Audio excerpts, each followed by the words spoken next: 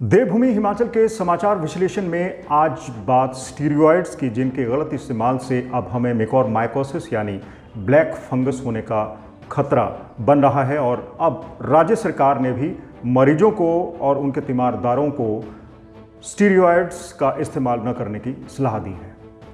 अभिवादन स्वीकार कीजिए मंजीत सहगल का।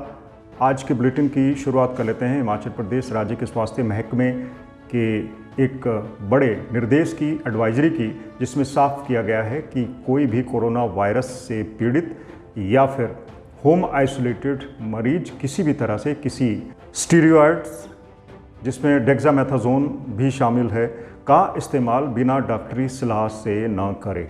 स्टीरॉयड्स कुछ ऐसी दवाएं हैं जिनका इस्तेमाल कोविड-19 के मरीजों को ठीक करने के लिए किया जा रहा है, लेकिन ज़्यादा या बेजा इस्तेमाल से अब ये म्यूकोरमाइकोसिस यानी नाक में ब्लैक फंगस पैदा कर रहा है। ऐसे मामले फ़िलहाल हिमाचल प्रदेश में सामने नहीं आए हैं, लेकिन गुजरात में सामने आए हैं। और आपको बता दें कि म्यूकोरमाइकोसिस यानी ब्लैक फंगस हमारे नाक में एक तरह का ऐसा फफूंद पैदा करता है जो दिखने में काला होता है और जो बहुत ज़्यादा घातक है।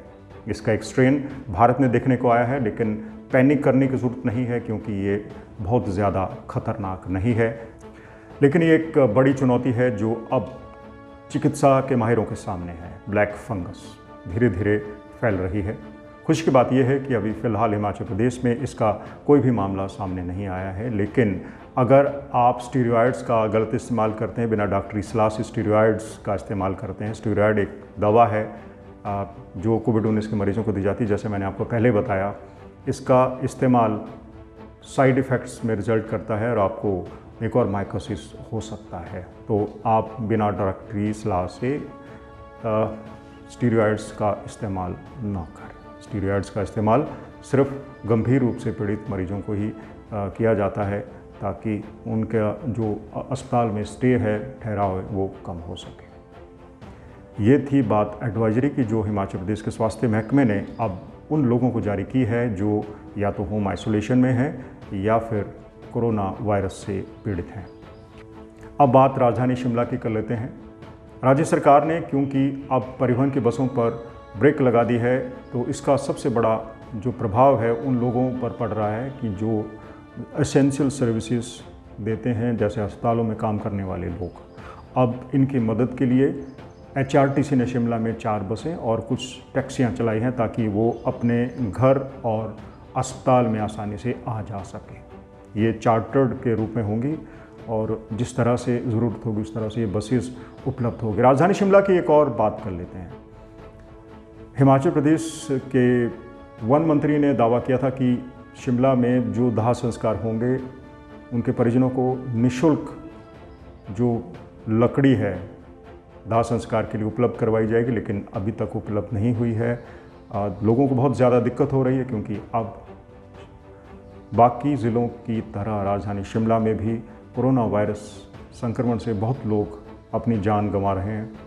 और कनलोग में जहां पर संस्कार किया जाता है वहां पर अब अतिरिक्त शेड बनाने पड़े हैं। इसका जिम्मा सूद सभा को दिया गया है और सूद सभा की तरफ से ये मामला उठाया गया है कि एक तरफ जहां संस्कार के लिए लकड़ी उपलब्ध नहीं हो रही है, महंगे दामों पे है, या फिर उसका जो उपलब्ध करवाने का जिम्मा है वो नगर निगम के सुपुर्द है। वन विभाग ने फिलहाल अभी तक कोई रोल निभाया नहीं है। सूद सभा की तरफ से ही एक और अपील की गई है कि जो लोग, जो वॉलंटियर्स खास करके कोविड-19 की वजह से जान गंवाने वाले लोगों का दाह संस्कार कर रहे हैं, उनका वैक्सीनेशन अभी तक नहीं हो पाया और उनको प्राथमिकता देनी चाहिए, क्योंकि वैक्सीनेशन ना होने की वजह से उन पर संक्रमण का खतरा मंडरा रहा है।